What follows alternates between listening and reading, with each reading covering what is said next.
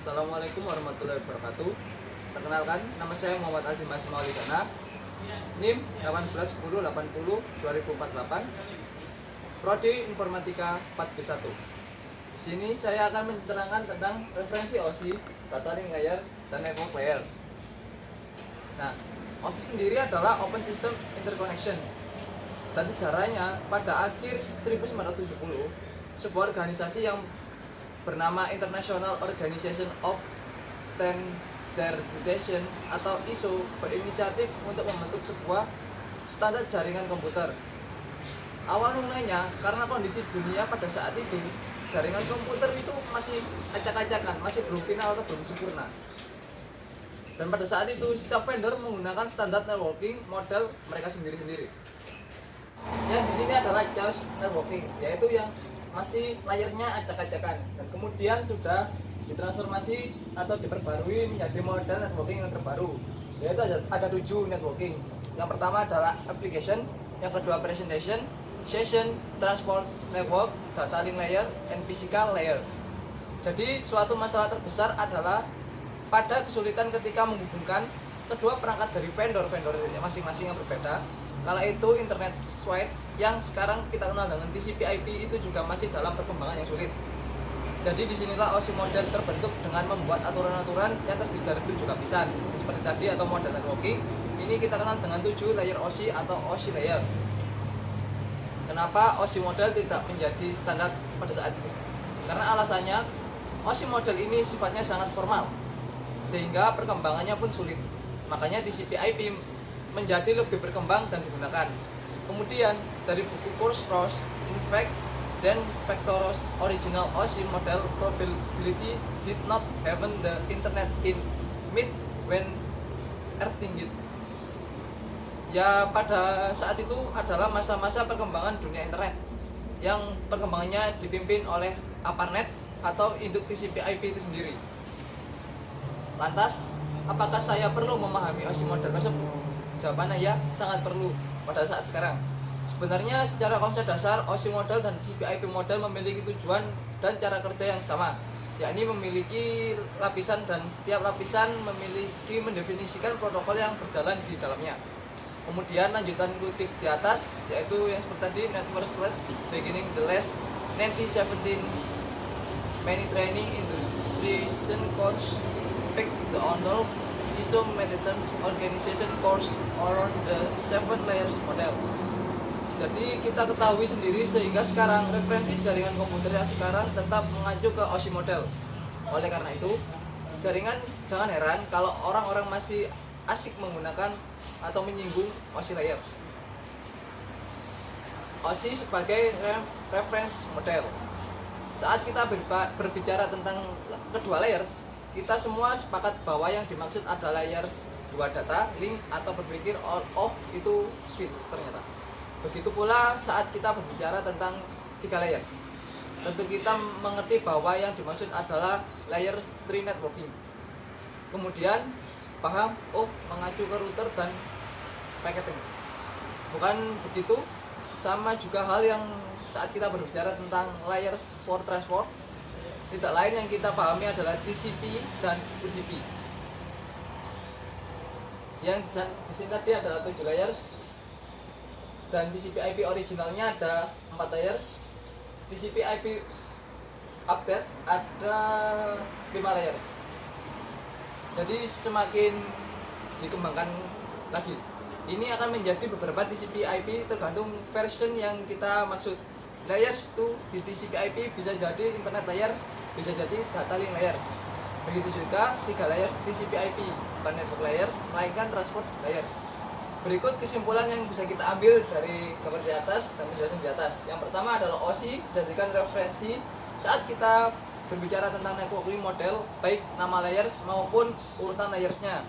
Yang kedua, perangkat sekarang berjalan di TCP/IP, bukan OSI, sesuai alasan yang sudah saya jelaskan di atas. Ya, ini tadi 7 lapisan OSI dan protokolnya. Sebelum mensimulasikan secara langsung, pastikan kamu sudah memahami fungsi 7 layers OSI dan protokol-protokolnya seperti berikut. Jadi ini nama layernya. Yang pertama application presentation session. Protokolnya Telnet, HTTP, HTTP dan DNS. Device-nya hostess dan firewalls. Yang transport ada 4 layers, yaitu TCP, UDP dengan device, hostess, firewalls. Network, protokol IP, device-nya routers, multi-layers dan multi-layer switch.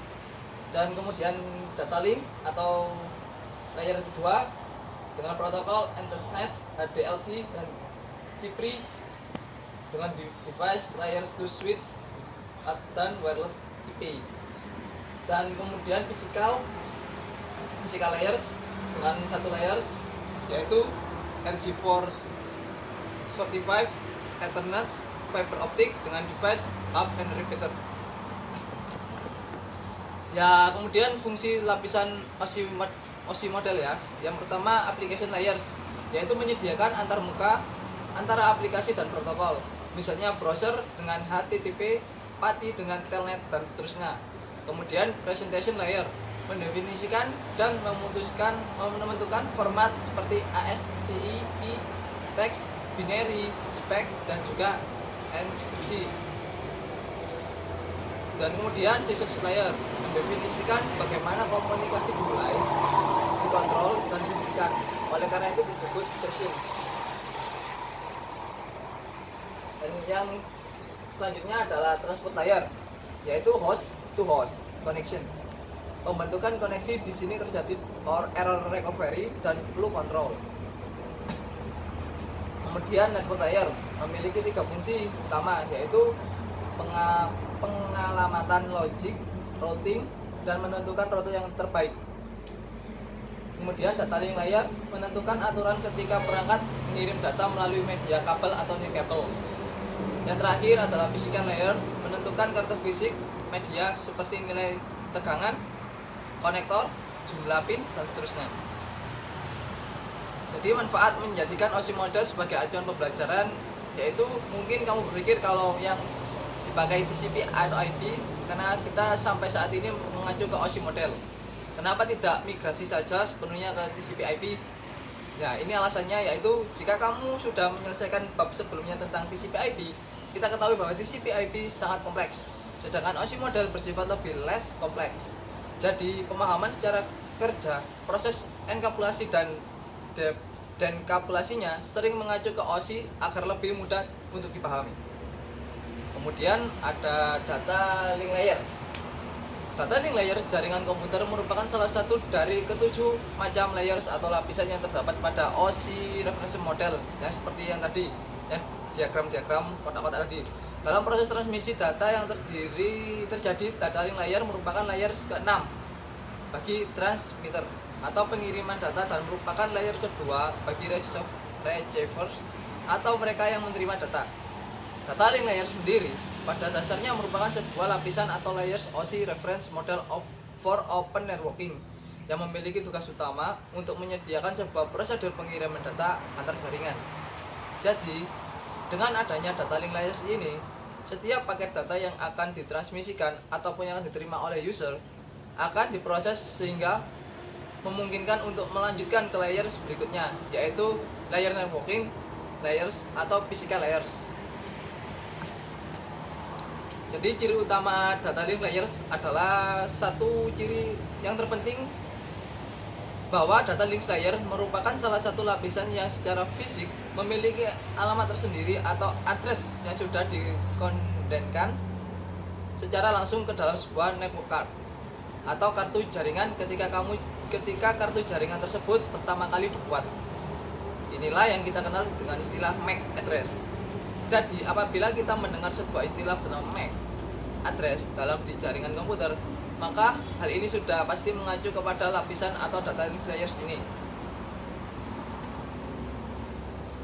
Fungsi dari data link layers tersendiri adalah melakukan proses grouping secara logik, yaitu fungsi pertama data link layers adalah melakukan proses grouping secara logik atau secara tidak terlihat. Proses grouping merupakan proses penyatuan dari beberapa paket data ke dalam atau ke satu paket data yang utuh. Perlu diketahui, ketika paket data mulai berjalan melewati lapisan OSI layers, maka paket data tersebut akan terpecah menjadi beberapa bagian kecil. Tugas dari data link layers ini adalah yang dapat melakukan proses grouping atau menggabung kembali pemecahan paket-paket data tersebut menjadi utuh kembali. Yang kedua adalah menyediakan akses ke dalam media menggunakan MAC address. Dalam lapisan data link slice ini terdapat sebuah alamat fisik yang kita kenal dengan MAC address. MAC address merupakan sebuah kode alamat yang dicetak secara fisik. Dana yang dibutuhkan untuk melakukan proses pengiriman dan juga proses penerimaan data di dalam sebuah siklus transmisi jaringan komputer. Yang ketiga, mendeteksi kesalahan pengiriman dan penerimaan paket data dan melakukan proses perkoneksian. Bukan tidak mungkin ketika proses transmisi data terjadi terdapat beberapa kesalahan seperti kesalahan pemecahan dan menjadi data dan menjadi paket data, ataupun kesalahan dalam pengiriman data dan proses penerimaan data. Nah, sudah merupakan fungsi dari data link layer tersebut untuk melakukan proses tersebut. Yang terakhir adalah menggabungkan paket data ke dalam byte dan menggabungkan byte ke dalam frame.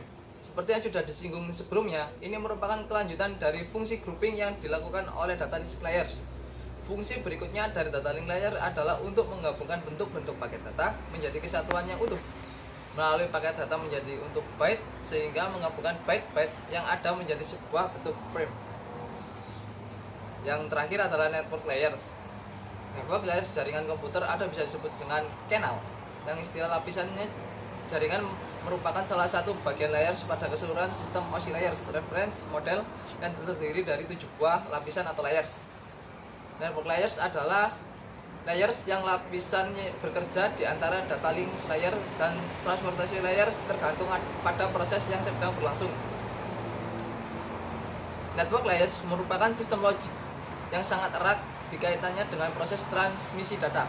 Oleh karena itu, menghubungkan komputer ke dalam berbagai jaringan-jaringan yang sudah ada. MAC address juga memiliki peran penting dalam lapisan ini, bersama dengan pendefinisian dari IP address atau Internet Protocol.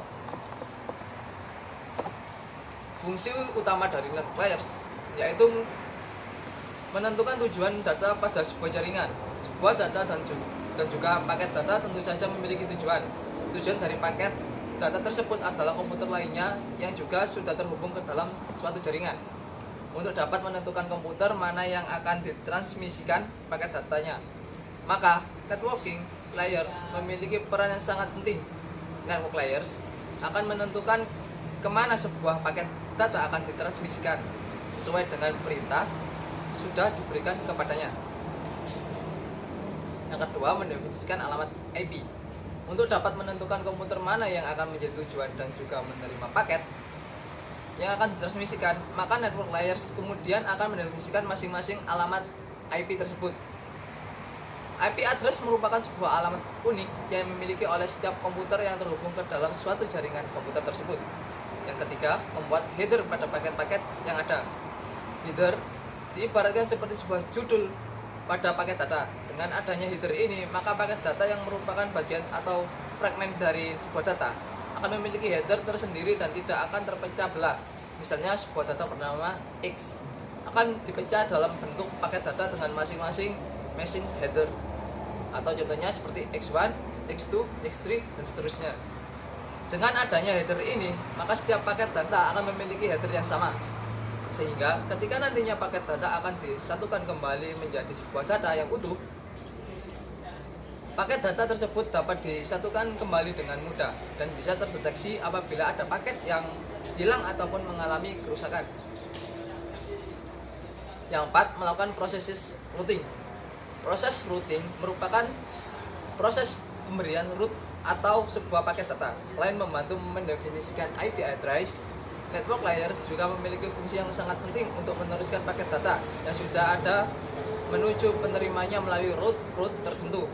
Namun demikian, route tersebut sudah terlebih dahulu didefinisikan melalui apa yang kita kenal dengan nama table routing. Perangkat keras yang berhubungan dan digunakan dalam network layers.